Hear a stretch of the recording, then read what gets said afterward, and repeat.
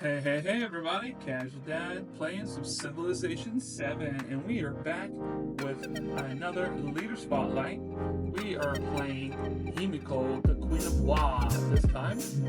And so we can see her abilities, the Friend of Way. You get a unique endeavor called the Friend of Way that can be performed in an alliance to grant you and your ally 25% science, and you get +4 science per age for every leader you're friendly or helpful with, and then you get support endeavors for free, which basically means you're gonna be friendly or helpful even if they're mad and upset with you. I just paired her with Mississippi just to focus on that building. The only reason Frederick is mad is because I keep stealing from him because he's so far away to get caught up. Um, but I did go to war with Tecumseh because I was allied to Napoleon, and he was upset. So you can see, usually you have a hard time getting people to go from really mad to being friendly with you. As we can see, we are about in line with them. We did not have the best of start, so we started down here with no production, just a bunch of ivory all around, and so we kind of had our empire spread out a little bit. But even that, because of the science bonuses, we were able to catch up where our gold is really good. Everything's going good, and so we can see if I paid a little bit more attention to the game, we would have completed the culture victory, even though that's not her strong suit. We could have taken a couple cities. I didn't really want to because I'm trying to focus on the being friendly, because that's what she is best at, is being friendly. The science was, of course, super easy, as well as the economic. So, I mean, she's another one that if you want a nice, chill game, pick her up, pair her with pretty much any civilization, except for maybe those that really focus on war, because that's the only thing that could upset everything, especially in this game where there's either you go to war or you're no longer allies. There's no middle ground. Things can get tangled quickly. So just sit back and sim up and focus on getting as big as possible. Another good civilization you could use to start her off is you could start her off with the Mayas, because the Mayas get a half science for every um, surrounding vegetative to the capital or the cities. And so, you have this is vegetative, and then we had a couple more, I thought.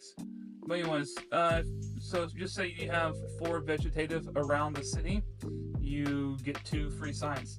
So that stacks up. Anything that stacks up would be super helpful for her.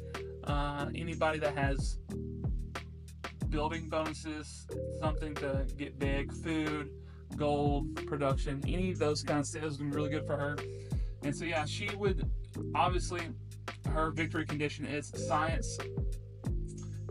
If you play her right, depending on who you pair with, economic is also going to be a very easy win condition.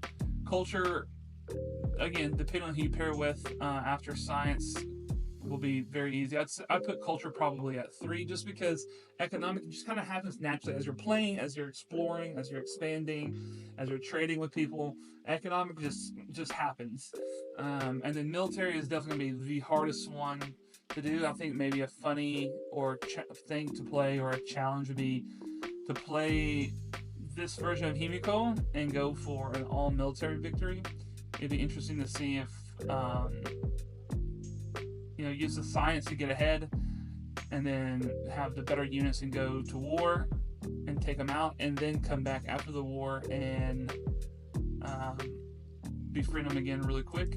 Or maybe, like, if there's 3 guys, they're all allied together, you get 2 of them friendly, you go to war with one that brings them all in, so then it's easier to get them all friendly again after the war. I don't know. There's many options to be for a fun challenge like that.